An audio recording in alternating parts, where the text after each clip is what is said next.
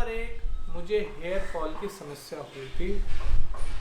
Number 2, मेरा wait बढ़ रहा था। नंबर 3, मुझे बैक पेन था। बैक पेन होता था कंटिन्यू और हल्का बैक पेन होता था। नंबर 4, जो मेरा मल था वो सॉलिड नहीं था। नंबर 5, मेरे सामने फ्रंट वाले एरिया में जहाँ हमारा जांघ का जोड़ होता है वहाँ स्ट्रेच करने पे दर्द होता था। नंबर 6, रिब्स के नीचे राइट साइड में जहाँ पे हमारा लिवर होता है वो एरिया गर्म रहने लगा था। नंबर 7, लिवर में डिस्कम्फर्ट रहने लगा था। लिवर वाले एरिया में हमेशा मुझे डिस्कम्फर्ट फील होता था। नंबर 8, मुझे कंफ्यूजन भी रहने लगा था।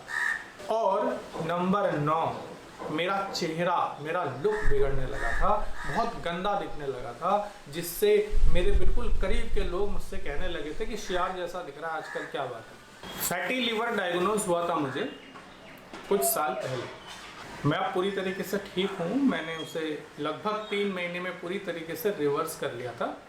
लेकिन अब जब मैं लोगों से मिलता हूँ, समाज में लोगों से बात करता हूँ, तो मुझे दिखाई देता है कि बहुत लोगों को इस वक्त फैटी लीवर जैसी एक बीमारी है और वो इस बीमारी से परेशान है, इसको रिवर्स करने की कोशिश कर रहे हैं।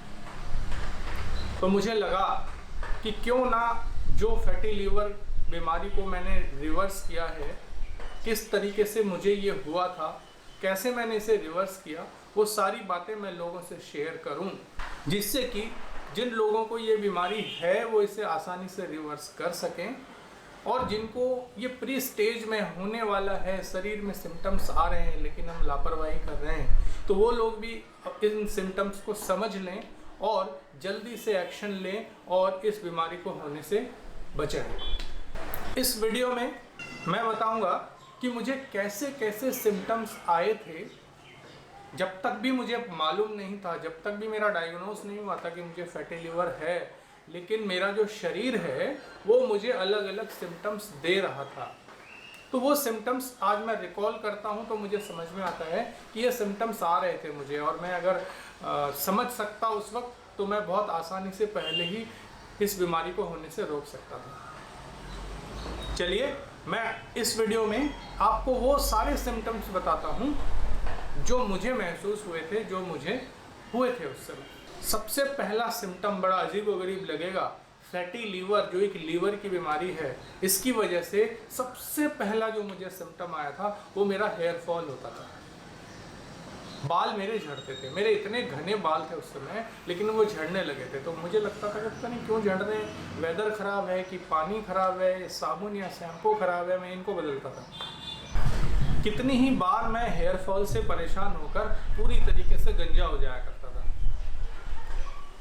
लेकिन तब समझ में नहीं आया था कि ये लीवर में प्रॉब्लम है, इसकी वजह से भी हेयर फॉल हो सकता है। दूसरा सिम्टम जो मेरे शरीर ने मुझे दिया था, मेरा वेट गेन हो रहा था, मेरा वजन बढ़ रहा था। मैं सोचता था कि भाई कुछ खान पान अच्छा हो गया लगता है, तो मेरा वजन बढ़ रहा है। मेरा वजन करीबन 80 kg के आसपास पहुंच गया था। फिर भी मैं लापरवाह था, मुझे मालूम नहीं था। भाई मुझे लगता था कि अच्छा खाना खा रहा हूँ, इस वजह से हो रहा है लगता है। लेकिन आज जब मैं रिकॉल करता हूँ तो मुझे लगता है कि ये भी शरीर ने मुझे बताया था कि कुछ प्रॉब्लम है। अच्छा, इसके बाद एक तीसरा सिम्टम मेरे शरीर में आने लगा, जो था बैक पेन। हल्का बैक पेन होता था, कंटिन्यू रहता था। मैं चेयर पे बैठा रहूँ, ऐसे करता रहूँ, है ना, कमर में थोड़ा बहुत हिलता रुलता रहूँ, कोशिश करता रहूँ कि मैं इस दर्द को भूल जाऊँ, लेकिन वो हल्का सा पेन मेरे बैक का जाता ही नहीं था। तब भी मुझे ऐसा लगता था कि शायद विटामिन, प्रोटीन या किसी चीज़ की कमी हो गई है मेरे शरीर में, जिस वजह से मुझे बैक पेन हो रहा है। लेकिन आज मैं अच्छी तरह समझता हूँ कि ये बैक पेन भी मेरे लीवर की परेशानी की वजह से आ रहा था, जो मेरा शरीर मुझे बताने की कोशिश कर रहा था। बैक पेन तक भी मैं किसी डॉक्टर के पास नहीं गया। बैक पेन के बाद नेक्स्ट सिम्टम मुझे आया कि मेरे सामने बिल्कुल जो पेट का निचला हिस्सा है राइट साइड में, जहाँ पे हमारे कूल्हों का जोड़ आता है, उसकी हड्डी आती है ना, कमर में एक हड्डी होती है बड़ी ऊंची सी, उस हड्डी के पास जब मैं स्ट्रेच करता था राइट साइड को तो वहाँ पेन होता था। जब तक भी मैं स्ट्रेच ना करूँ तो पेन नहीं होगा, लेकिन मैं जरा सा भी स्ट्रेच करूँ वहाँ पेन होता है। तो अब मैंने डॉक्टर को दिखाने का सोचा कि मेरा यहाँ पे पेन क्यों हो रहा है। आप विश्वास नहीं मानेंगे, मैंने कम से कम 10 अलग अलग डॉक्टर्स को दिखाया, सबने ही मुझे बोला कि मुझे गैस का प्रॉब्लम है और गैस की दवाई देते थे, जिससे कुछ भी बेनिफिट मुझे नहीं मिला। इसके बाद मुझे एक और सिम्टम आ गया। जब हम टॉयलेट जाते हैं ना, तो हमारा जो हम मल त्याग करते हैं, तो मेरा मल जो है वो अब सॉलिड नहीं था, वो नरम हो गया था। वो कंटिन्यू कभी भी वो सॉलिड हो ही नहीं रहा था, वो नरम था। पेट पूरा क्लियर हो जाता था लेकिन मल हमेशा नरम रहता था। ये भी मैंने डॉक्टर से डिस्कस किया। जो लोग मुझे गैस बताते थे उनको मैंने बोला मेरा मल भी नरम हो गया है, तो बोलते थे नहीं ये गैस की वजह से है, डाइजेशन प्रॉपर नहीं हो रहा है आपका, ठीक हो जाएगा, गैस की दवाइयाँ देते थे। इसके बाद एक सिम्टम आया जो कि बहुत ही मेरे लिए झटका देने वाला था। एक दिन मैं कहीं जा रहा था तो मैं गाड़ी से नीचे उतरा, और जब मैं नीचे उतरा तो मैंने पाया कि मेरे कदम उधर नहीं जा रहे हैं जिधर मैं जाना चाह रहा हूँ। मतलब मेरे कंट्रोल में मेरे कदम नहीं है। मेरे शरीर में कोई कमजोरी भी नहीं है, मेरा वेट भी बढ़ा हुआ है, हेल्दी भी हूँ, बैक पेन ज़रूर है। तो मुझे लगा कि यार ये अचानक जो उस समय दिमाग में आता है कि यार ये कमजोरी की वजह से हो गया होगा, मुझे शायद कोई कमजोरी है जिससे मेरा कदम ठीक नहीं पड़ रहा है। तो मैंने जाकर के तुरंत होटल में अच्छा खाना खाया।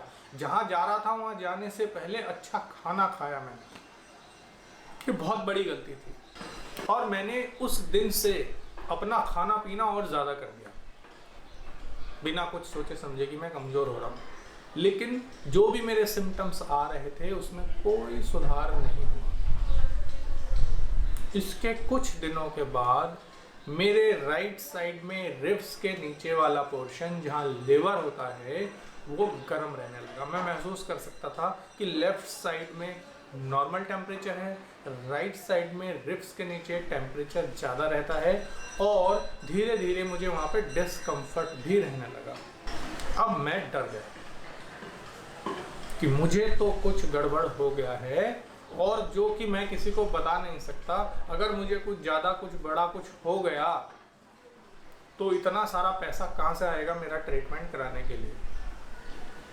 अब मैंने किसी से बताना या बोलना बंद कर दिया कि मुझे कुछ इस तरह की समस्या है।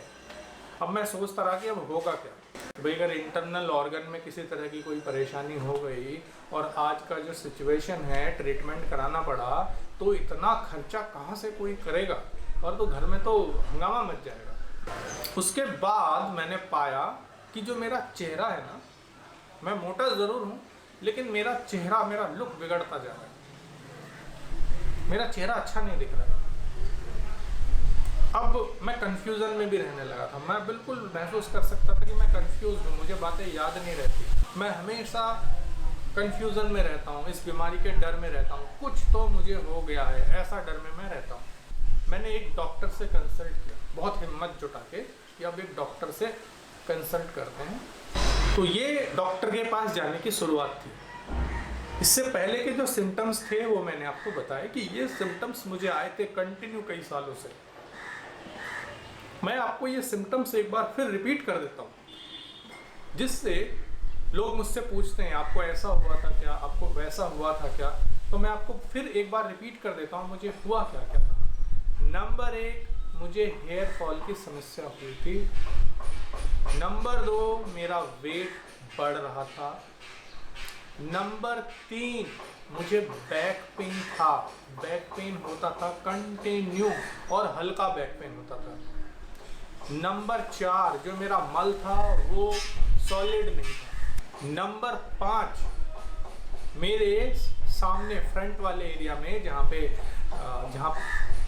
हमारा जांघ का जोड़ होता है, वहाँ स्ट्रेच करने पे दर्द होता था। नंबर 6, रिब्स के नीचे राइट साइड में जहाँ पे हमारा लिवर होता है वो एरिया गर्म रहने लगा था। नंबर 7, लिवर में डिस्कम्फर्ट रहने लगा था। लिवर वाले एरिया में हमेशा मुझे डिस्कम्फर्ट फील होता था। नंबर 8, मुझे कंफ्यूजन भी रहने लगा था। और नंबर 9, मेरा चेहरा, मेरा लुक बिगड़ने लगा था, बहुत गंदा दिखने लगा था, जिससे मेरे बिल्कुल करीब के लोग मुझसे कहने लगे थे कि शियार जैसा दिख रहा है आजकल, क्या बात है। तो इस वीडियो में मैंने आपको सिम्टम्स बताए कि ये सिम्टम्स फैटी लीवर के मुझे आए थे, जिनको मैं अगर उस वक्त पढ़ पाता तो मैं बहुत पहले ही रोक लेता फैटी लीवर जैसी बीमारी को, लेकिन नहीं जानता था इसके बारे में तो रोक नहीं पाया। लेकिन आज मैं बिल्कुल स्वस्थ हूँ और ये सिम्टम्स मैं आप लोगों को बता रहा हूँ कि मुझे ऐसा हुआ था, क्योंकि आप लोग भी समझ पाएँ, जान पाएँ, और ये जो गंदी बीमारी है ये होने से पहले ही आप लोग समझ जाएं और इसको रिवर्स कर लें। अगले वाले वीडियो में मैं आपको वो एक्सपीरियंस बताऊंगा जो डॉक्टर के पास जाने से मुझे हुआ था। मैं आपको ये भी बताऊंगा कि मैंने इसे रिवर्स कैसे किया। मैं आपको ये भी बताऊंगा कि इसमें मैंने लाइफ स्टाइल या फूड हैबिट में क्या क्या चेंज किया था। ये सारी बातें जानना चाहते हैं तो हमारे चैनल को सब्सक्राइब कर लीजिए, क्योंकि कंटिन्यू मैं एक के बाद एक वीडियो अपलोड करता रहूँगा। इस वीडियो में साथ रहने के लिए धन्यवाद। मिलते हैं अगले वीडियो में, तब तक के लिए नमस्कार।